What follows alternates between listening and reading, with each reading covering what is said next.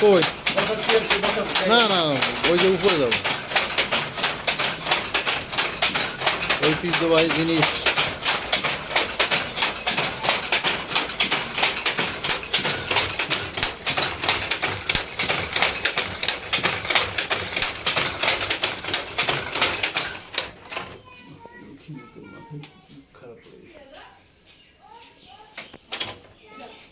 যা আর ক্যান্টার বুঝে গেল।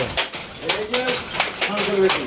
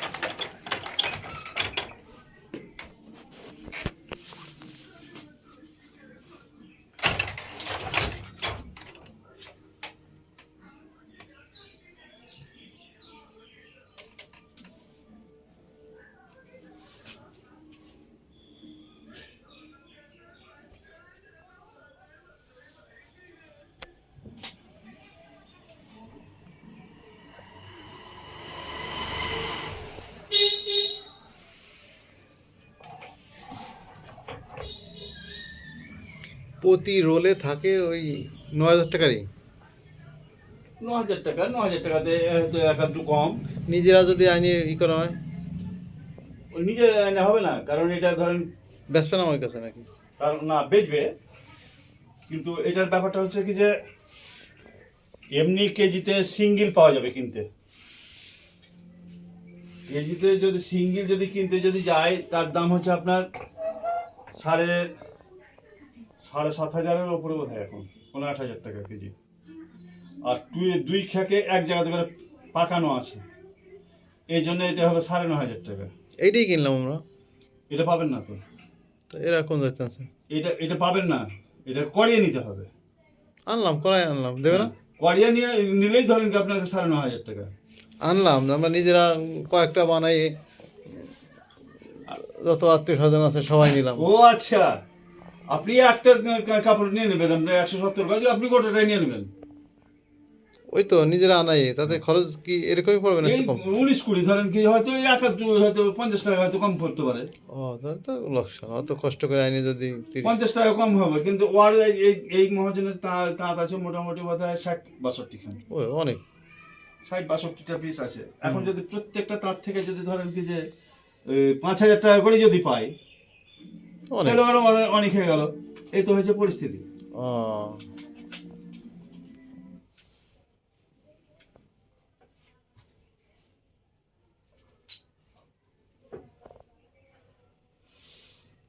আর কাপড় যখন আমরা দিতে যাব, আমাদের কাছে কাপড় নিবে না। নিবে না? না, আমি যদি আমি যদি মনে করি 2টা 3টা করে তাঁতের কাপড় যদি আমি নিয়ে যাই ভর্তি যদি চাই, তখন নিবে না। কারণ কি? ওরা আছে, প্রসার হয়ে আছে। তো এই কাপড়ে আমার একই দামে দেবে? আপনি ওকে দিয়ে দেন, ওর মাধ্যম দিয়ে দেন, সে নেবে না? ওর আমার কাছ থেকে নেবে না। এই জায়গাতে একটা বিরাট ঝামেলা। এই ওই জন্য বানানো ঝামেলা। তখন যদি দেখা যায় যে আমি যখন ওকে দিতে গেলাম, না দাদা আমি এটা চালাতে পারছি না। আচ্ছা, একই জিনিস। একই জিনিস, ও চালাতে পারবে, চালাতে পারলো না, চালালো না।